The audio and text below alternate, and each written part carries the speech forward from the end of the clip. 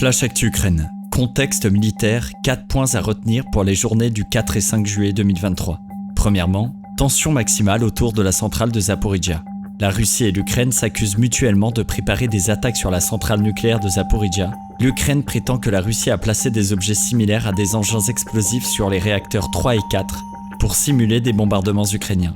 Irina Vereshchuk a conseillé aux habitants des territoires temporairement occupés de la région de Zaporijia de quitter la zone dès que possible, sans attendre les instructions des occupants qui pourraient utiliser la population civile comme boucliers humains. De son côté, la Russie affirme que l'Ukraine planifie une attaque terroriste ayant des conséquences mondiales sur la centrale. La porte-parole du ministère russe des Affaires étrangères accuse le président ukrainien Zelensky d'utiliser cette situation à des fins terroristes extrémistes. Deuxièmement, bombardement russe. Lundi, 5 personnes ont perdu la vie lors d'une série d'attaques russes dans l'oblast de Soumy. Selon les autorités ukrainiennes locales, les Russes ont mené 28 attaques au cours de cette journée, entraînant 170 explosions enregistrées dans la région de Soumy. Mardi, la présidence a annoncé qu'au moins 31 personnes, dont 9 enfants, ont été blessées lors d'une frappe russe sur la ville de Pervomaïski, située dans la région de Kharkiv. Troisièmement, bombardements ukrainiens. Selon l'armée ukrainienne, une formation russe à Makivka, ville occupée de l'est de l'Ukraine, a été ciblée et détruite, tandis que les médias russes rapportent un mort et 36 civils blessés lors de cette même attaque menée par Kiev.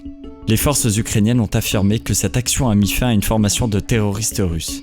En revanche, le chef de l'occupation russe de Donetsk déclare que les forces ukrainiennes ont mené des attaques violentes sur des zones résidentielles et un complexe hospitalier à Makivka. Quatrièmement, contre-offensive ukrainienne.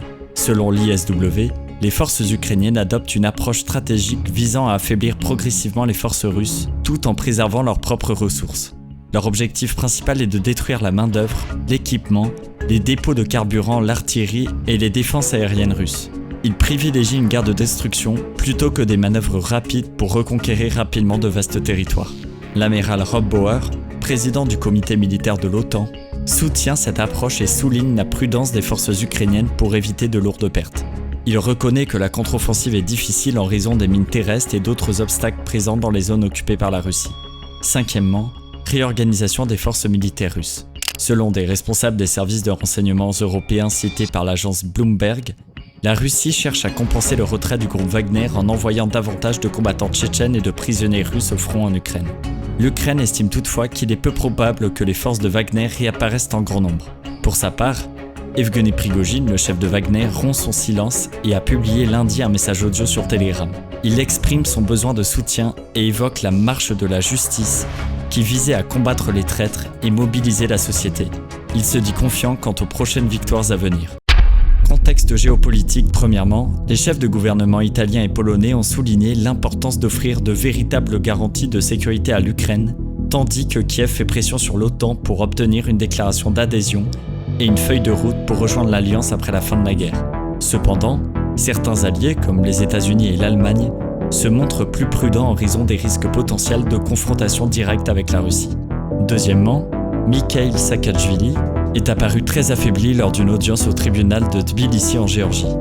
Actuellement emprisonné et accusé d'abus de pouvoir, Saakashvili a montré son état de santé préoccupant lors de la visioconférence du procès.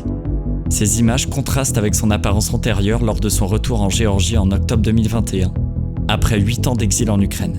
En décembre 2022, ses médecins avaient dénoncé un empoisonnement en prison après avoir détecté la présence de métaux lourds dans son organisme. En réaction, le président ukrainien Volodymyr Zelensky, qui avait nommé Saakashvili à un poste en Ukraine, a demandé au pouvoir géorgien d'arrêter de torturer ce citoyen ukrainien et a appelé à son retour en Ukraine pour recevoir des soins médicaux. Zelensky a même expulsé l'ambassadeur géorgien en signe de protestation.